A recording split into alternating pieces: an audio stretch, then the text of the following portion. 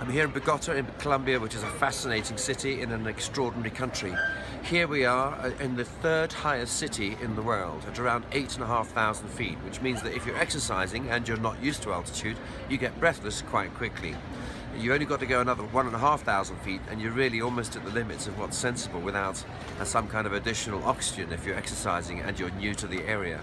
Now, Bogota is here on a huge plain with a British, northern European type of climate because it's so high, and yet we're almost on the equator. So it's a fascinating place for growing food. Interestingly, quite a difficult place to manufacture goods because it's quite some distance to the coast. You've got to go 8,500 miles, 7.5 hours in one direction towards the Pacific Ocean, 11.5 to 16 hours more like to go down to Cartagena, which would be taking you into the Mexico Bay or the sea there with the rest of the Caribbean and so on, and access to Miami, New York, Western Europe and Western Africa. Now, these are big constraints because it costs more money to take a container by truck 200 or 300 kilometers on the road than it does to move the same container 3,000 or 4,000 kilometers by sea. So that's a very important issue, and we got big geographical barriers as well. We've got big mountains up behind me here, which are going up to 10,000, 12,000, 14,000, 15,000 feet. We've got other geographic barriers in terms of big rivers, big valleys. This is a logistical challenge, and yet Colombia has a lot going for it. Colombia has been hit by 3, 4, 5 decades of instability of various kinds. We've had problems with drug production.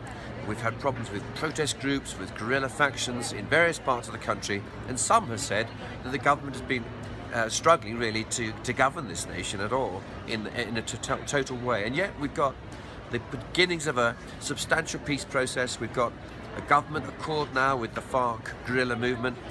There is some skepticism here about whether that's going to hold. There are some people who say that the referendum, which will be held in September or October 2016, may not be actually passed. And one of the challenges is giving amnesty to people who've been part of guerrilla movements for a very long time and have committed all kinds of things which many people around here in the airport would think of as major crimes. So, and there's skepticism too about whether these groups will be willing to give up the income that they've generated in the past from growing cocaine for the US market and for other places in the world. Now, that's the downside.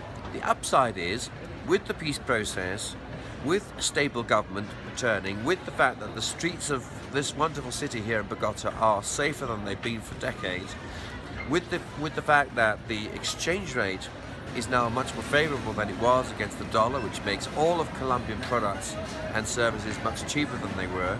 The fact that the economy is growing on a sound basis year by year, it's been doing pretty well actually. And the fact that it has all kinds of important trading partners in the Caribbean, in the rest of Latin America and so on.